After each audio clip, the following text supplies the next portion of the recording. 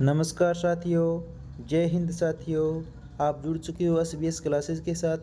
आज हम आपके लिए एक बहुत ही बड़ी सूचना लेके आए हैं जो चतुर्थ श्रेणी कर्मचारी भर्ती के 52,000 पदों के लिए वित्तीय स्वीकृति मिल चुकी है।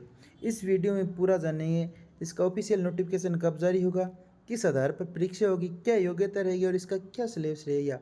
ये देखने के लिए वीडियो के अंत तक बने रहे। चलिए हम अगले स्लाइड की ओर चलते हैं।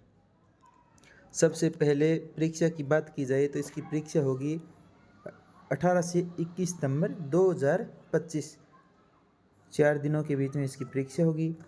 अगर बात की जाए तो पशु परीक्षक के बाद भी ये बड़ी भर्ती होगी। पशु परीक्षक भर्ती के बाद भी ये बड़ी भर्ती होगी। उससे भी कहे अगर अपनी भाषा में तो उससे भी बड़ी लेवल के में माने तो भी बड़ी भर्ती होगी। पहले ये भर्ती 48,593 पदों के लिए होनी थी, लेकिन विभाग से वित्तीय स्वीकृति मिलकर आई वो 52,000 पदों की वित्तीय स्वीकृति मिलकर आई। अगर 22,000 पदों की बात की जाए तो इसे नॉन TSP में 47,000 है और 5,000 पद TSP के रहेंगे, यानी कुल 52,000 पदों की ये भर्ती रहेगी, जो पहले 48,593 थी और ये फाइनल स्वीकृति है, फाइनल स्वीकृति मिली हुई है। अगर हम इस नोटिफिकेशन को देखें तो इन सबसे पहले लिखा पहली बार परीक्षा से 100 विभागों में 52,000 चतुर्थ श्रेणी कार्मिकों की भर्ती होगी। इन 100 विभागों में हर प्रकार विभाग RSSB बोर्ड का कह दे, चाहे आप RPSC के दे, इस प्रकार जो भी 100 विभागों में ये कार्मिक काम करें। सबसे पहले लिखा हुआ है प्रशासनिक व वित्तीय स्वीकृति मिली 18 से 21 सितंबर 25 तक एग्जाम समूह, यानी इस तारीख के बीच में इसका एग्जाम समूह। तो अगर इसमें पहले और देखें, इसमें लिखा है 47,000 पद नॉन TSP क्षेत्रों से 5,000 TSP क्षेत्रों में होंगे। इसमें आगे भी दिया हुआ है, यानी अगले सप्ताह इसमें लिखा हुआ है पूरा नोटिफिकेशन पढ़ना। अगले सप्ताह इसका नोटिफिकेशन जारी किया दिया। अगर अपने साधारण भाषा में बात करें 15 दिसंबर तक यानी इसका नोटिफिकेशन है वो जारी हो जाएगा। इसका सिलेबस पहले ही जारी हो चुका है। चलिए हम कुछ बातें और इस भर्ती के सिलेबस वगैरह की वो आगे जानते हैं। सबसे पहले बात आती है इसका कार्य क्या आता है। कार्य को अगर साधारण भाषा में कहें बाबूजी कह सकते हैं।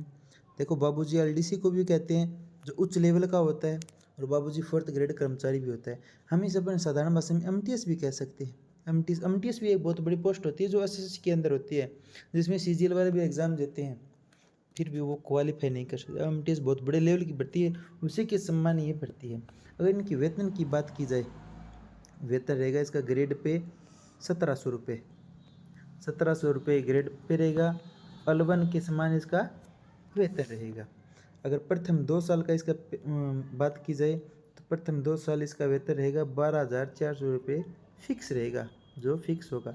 इसके बाद प्रोबेशन पीरियड के बाद इसकी अगर बेसिक पे की बात की जाए तो बेसिक पे होता है 17,700 रुपये।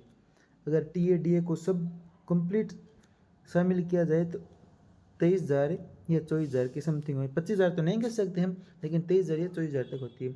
और अगर इसकी सबसे बड़ी बात की जाए सबसे बड़ी बात है इसकी 5 साल के बाद प्रमोशन हो जाएगा, यानी प्रमोशन होने में चतुर्थ श्रेणी कर्मचारी से क्या बन जाएंगे, LDC। विद्यालय में LDC होते हैं वो LDC बन जाए। सबसे बड़ी बात इसकी ये। अब इसके हम एग्जाम पैटर्न के बारे में जान लेते हैं।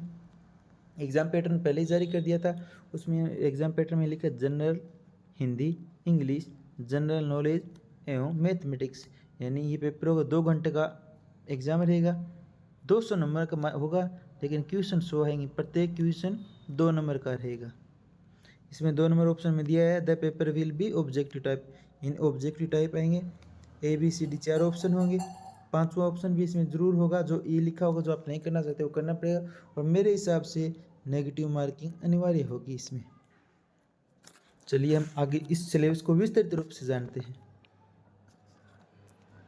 अगर हिंदी की बात की जाए तो हिंदी में वर्ण विचार आएंगे, शब्द विचार आएंगे, संज्ञा और सर्वनाम आएंगे, वचन एवं काल आएंगे, विशेषण विशेष्य आएंगे, क्रिया व कारक आएंगे, संधि व समास आएंगे, उपसर्ग व अव्यय आएंगे, वर्ण वाक्य विचार व विराम चिन्ह आएंगे, अशुद्ध वाक्यों को संशोधन आएगा, मुहावरे व लोकगीत आएंगे। और सबसे बड़ी बात है 10वीं लेवल की भर्ती है, इसके स्तर भी 10वीं का रहेगा, यानी 10वीं स्तर पर जितने हार्ड होते हैं उतने स्तर पर ही आएंगे।